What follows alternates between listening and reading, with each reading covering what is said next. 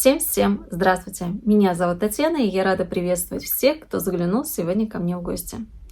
Вот и пролетела еще одна неделя. Как же она прошла у меня? Я считаю, что очень насыщенно, тепло и солнечно. В вязании у меня на этой неделе есть готовая работа, хорошее продвижение по новому проекту, и мой плед также продвигается. Кроме этого, был культурный выход. Я свой класс ознакомила с еще одним музеем города, с художественным. Мы с ребятами побывали на экспозиции «Древний мир» и увидели настоящую мумию, возраст которой 2500 лет. Кроме этого, так как погода очень теплая, солнечная, конечно же, хочется гулять, мы просто в субботу немножечко погуляли в своем парке. Там еще зима, снега очень много, хотя и в центре города тоже много. А вот сегодня я ездила в центр города, мне нужны были пуговицы, и немножечко тоже вам покажу нашего города, центра нашего города. Ну что, давайте обо всем по порядку. Итак, готовая работа. Это джемпер для моей дочки. Красивого, нежного, голубого цвета. Вот узор уже более хорошо просматривается. Видите, вот эти ромбики, теневой узор. Я думаю, что в Дзене я сделаю статью по этому джемперу. Узор также вам добавлю. Здесь ничего сложного нет. Спинка и передняя часть связаны узором, а рукава связаны лицевой гладью. Здесь спущенное плечо. Рукав я вязала по кругу с вывязанным окатом, по кругу связано, и просто кругленькая горловина. Очень мягкий, приятный джемпер. Вот видно легкий такой пушок. Это меринос с кашемиром, пряжа Дороти от Печи Филати. Хороший артикул пряжа. Взяла для себя на заметку. У меня есть еще... Какой у меня еще есть? У меня еще есть коралловый цвет. И все, по-моему, да? Да. Еще у меня есть коралловый цвет, но это уже до следующего сезона, потому что, как я и говорила, что из теплых вещей на данный момент мне нужны кардиганы. А уже так вязание мне хочется уже кофточек с коротким рукавом, что-то такое новенькое, интересненькое. Джемпер уже дважды пришлось постирать. Я его вязала в начале недели, он у меня в среду был готов. Во вторник вечером, уже поздно, я его довязала вот горловину, а стирала я его уже в среду утром. К вечеру он высох, и в четверг дочь уже пошла в нем в школу. Но успела посадить вот здесь пятно, что-то кушала в столовой, и я его второй раз уже постирала. Понравился. Но фотографий представить не могу. У нас начинается такой возраст. Хочу, не хочу, буду, не буду. Поэтому я уже стараюсь так не настаивать. Джемпер готов, хозяйка довольна. И я думаю, что еще вот будет она в нем с удовольствием ходить. У меня возникла идея. У меня есть пряжа Alize Soft Baby, по-моему. Я ее покупала у Оксаны Гуликовой, наверное, года 2 назад, мне кажется. Но не год, это точно 2, мне кажется, года назад. У меня была сиреневого цвета пряжа и голубого. Я себе вязала джемпер, говорила, что пряжа вот полухлопок, это пряжа полухлопок, мне она понравилась. Именно вот для межсезонья. Из сиреневой пряжи я связала себе джемпер сиреневый микс с пайетками. И из голубого джемпер, который голубенький такой с ажурным узором. И, в принципе, оба этих изделия очень носибельные. Сиреневый, так как я туда добавила пайетки, он получился более нарядный. Но у меня что-то была идея, помню, в прошлом, наверное, по осени, у меня что-то такая пришла идея распустить и перевязать что-то заново, представляете? Хотя я вообще очень редко что-то перевязываю, распускаю и перевязываю, я очень не люблю. Но вот такая идея пришла. И у меня 2, по-моему, мотка осталось голубой пряжи и 1 полностью моток белый. Я думаю, может быть, связать такой обычный простой джемпер именно для дочки с полосками. И будет он тоже очень даже носибельный. И иногда летом в прохладные дни тоже такие изделия очень нужны. Затем, когда у меня этот джемпер был готов, я продвигала свой плед. Сегодня я вам не буду показывать. У меня 230 рядов на сегодня провязано. Сейчас там идет по схеме, там же идет ряд основного цвета, но основной это, да, вот этот вот фиолетовый, и второй цвет розовый. И вот сейчас идут такие ряды, когда розовый, там мало как бы нужно, так скажем, да, вязать столбиков и полустолбиков, в основном столбиков с накидом и столбиков без накида.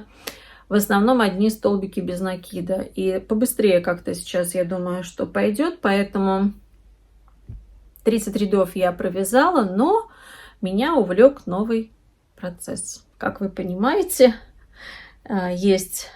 Вот бывает такое, что настолько понравилась или пряжа, или цвет, что никак не отпускает.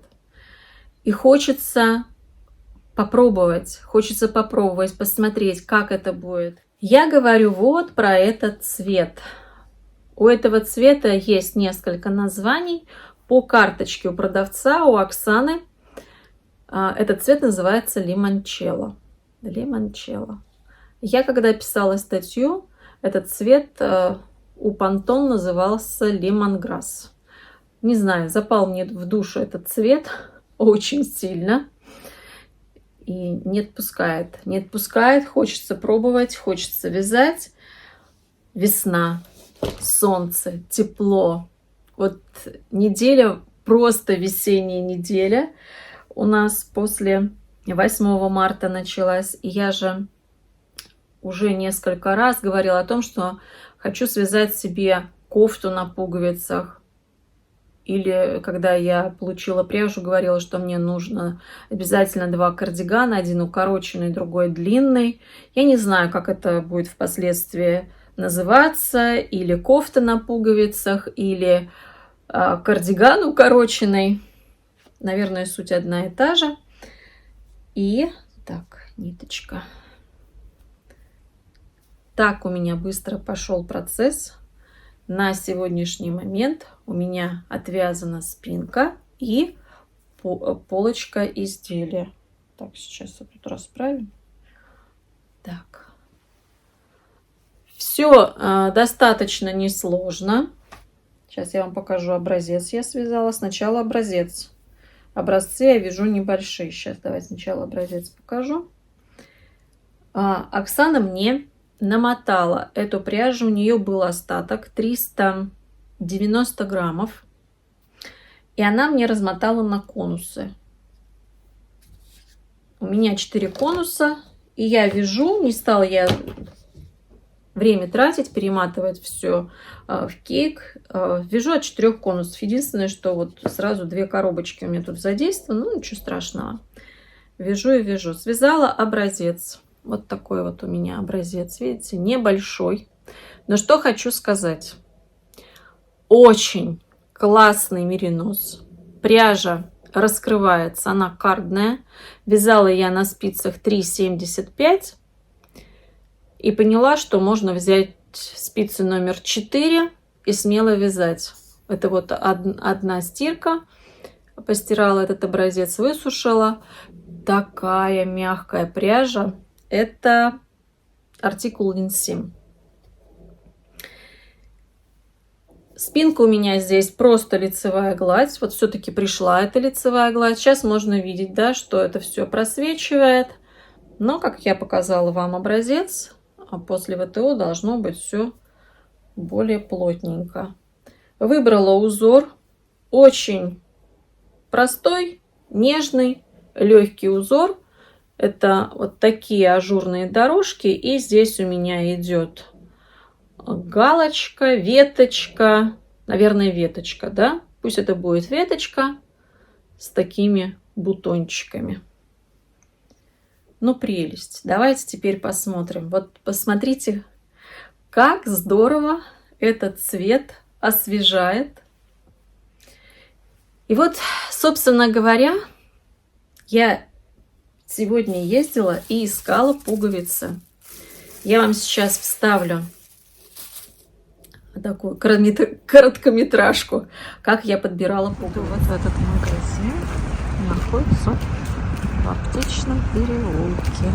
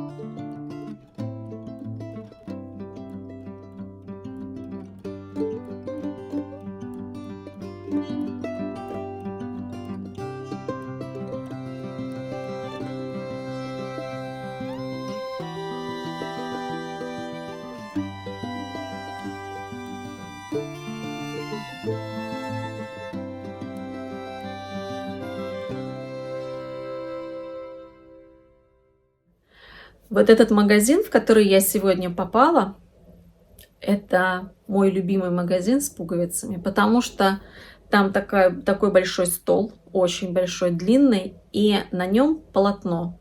И там нашито тысячи просто пуговиц. И металлические, и деревянные, и большие, и очень маленькие, и с разными камушками. И вот я знала, что в этом магазине я точно должна найти себе пуговицы. Цвет очень сложный, как вы понимаете. К такому цвету подобрать пуговицы сложно. Я нашла два для себя варианта. Остановилась на втором. В принципе, пуговки такие, знаете, несложные. Они как глазурь на них. Я не знаю, наверное, на камере будет плохо видно. Вот такие вот пуговки, глазурь, и там как будто брызги, такие кружочки расходятся. И представляете, обычно я всегда считаю перед выходом, сколько у меня отверстий на этой кофточке, сколько мне надо пуговиц. В этот раз я этого даже не сделала, даже понятия не имею, сколько я сделала здесь отверстий. Ну и взяла, знаете, я всегда стараюсь брать с запасом, а мало ли бывают такие ситуации, когда пуговица вдруг ненарочно исчезнет, да, оторвется, тогда, чтобы у меня был в запас. Взяла 7 штук, люблю вот как-то в последнее время, да, или десяток, или 7. Но мало ли пригодится, вдруг я захочу на рукава такую пуговку, хотя вряд ли я захочу. В общем, вот такая вот нежность, нежная, весенняя, абсолютно весенняя вещь. И такие кофточки я люблю, когда мы сняли курточки, уже тепло, но нужно что-то накинуть. Вот это будет как раз кстати. У меня что-то совсем нет кофточек. Она будет легкая, достаточно и тепленькая, да, чтобы меня не продуло. Ну, в общем, прелесть. Очень мне нравится. Я довольна ли нет, что у меня получается. И немножко покажу вам музей, нашу экскурсию. Мы побывали в 2 залах. Это зал посвященный Древнему Египту. И вот вы видите настоящую мумию, возраст которой 2500 лет. Это девушка в возрасте 18-19 лет. Также здесь есть саркофаг воина. Этому саркофагу 3500 лет. Это второй зал, посвященный Древней Италии и Древней Греции. Здесь различные мраморные скульптуры, а Древняя Греция представлена разными видами посуды. У нас уже несколько дней солнечная погода, и мы решили сегодня все выйти на долгую дальнюю прогулку, насладиться весенним солнышком. Но здесь, конечно, в парке еще зима, вовсю зима, снега много, но все равно уже чувствуется весенняя погода, тепло, и люди, конечно же, уже больше выходят, больше хочется гулять. Красота. Пришлось даже надеть очки, потому что уже очень сильно ослепляет солнышко. И щуришься. Ну, красота.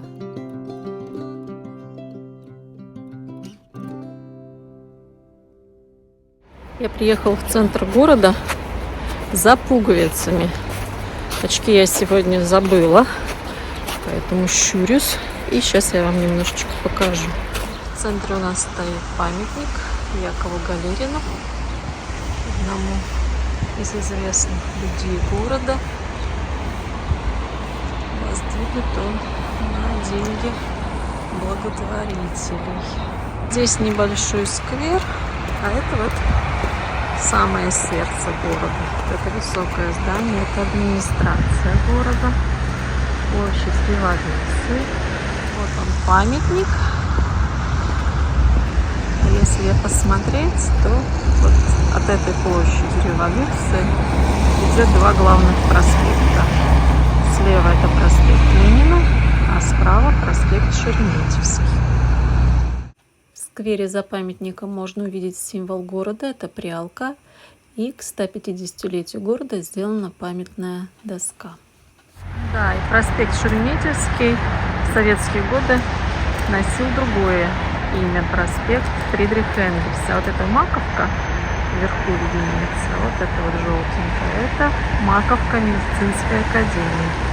У меня есть подписчица Анна, которая училась здесь.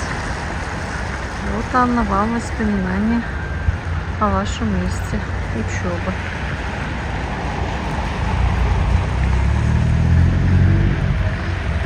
Вот уже с другой стороны. Я нахожусь в самом начале проспекта Ленина. Здесь много сталинских домов и очень красивое здание. Когда-то это был киноцентральная остановка, так и называется. А сейчас это торговый центр Плаза. Сюда я тоже сейчас пойду. Здесь очень хороший рукодельный магазин. В этом магазине есть все. И ткани, и пряжа, и разные фурнитуры, и бусины, и перья. Огромный магазин. Я решила поглазеть на пряжу. Здесь пряжа и турецкого производителя, и отечественного производителя. Я вам показываю только часть витрин. Очень много пряжи. А моя любимая витрина — витрина с семеновской пряжей. Да, очень люблю эту пряжу. Всегда с удовольствием рассматриваю. Прогулялась, повдохновлялась, но пряжу не купила.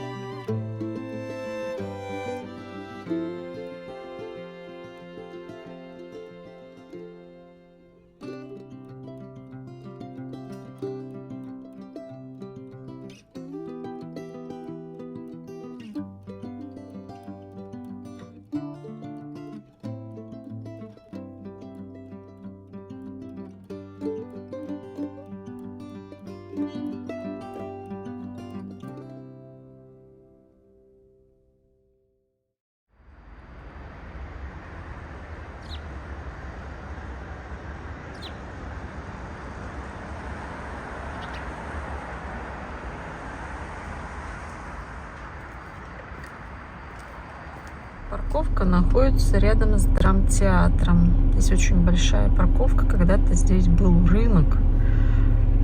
Рынок на Кокуй называли, потому что здесь протекал ручей Кокуй когда-то. Вот это, так скажем, другая сторона, лицевая сторона с площади Пушкина, а это уже сторона другая. Вдалеке виднеется кафедральный собор города Иваново. Здесь как раз находится Ивановская епархия. А еще я вам хочу показать несколько идей для совместного творчества с детьми. Что можно сделать из обычного воздушного пластилина. Чаще всего его детям покупают для того, чтобы они его жамкали, как антистресс используют. А я вам сейчас покажу поделки, которые можно сделать из этого пластилина, увлечь своего ребенка или внука, или внучку. Моя дочь ходила 2 года в арт-студию, занималась и рисованием, и лепкой, художественной лепкой. Вот лепка ее увлекала еще больше. Вот такая композиция. Это дерево желания они делали на Новый год. Такая фигурка. Мы ее иногда ставим рядом со свечками на новогодний стол. Вот такая рамочка с феечкой. Я брала эту идею, делала со своими учениками на 8 марта. Мамам мы дарили вот такие композиции. Вообще дети очень любят работать с воздушным пластилином. И когда я им показывала, что можно сделать, они так удивлялись, что это можно сделать из воздушного пластилина. И мы с ними, по-моему, в течение месяца занимались. Теперь, посмотрите, покажу вам работу. Очень кропотливая, посмотрите. Это подводный мир. Здесь кораллы. Вот это вот все сделано из воздушного пластилина. Посмотрите. Делала у меня это все Алиса. Я ее водила в 6 лет. Я ее первый раз. 6, 7, 8. Да. И потом мы уже, вот она переросла. Вот такая вот композиция. Здесь какие-то, не знаю, здесь кто-то тут плавает в круге. А потом она уже стала сама что-то делать. Они очень легкие, они же высыхают, этот пластилин. Такую лисичку она делала.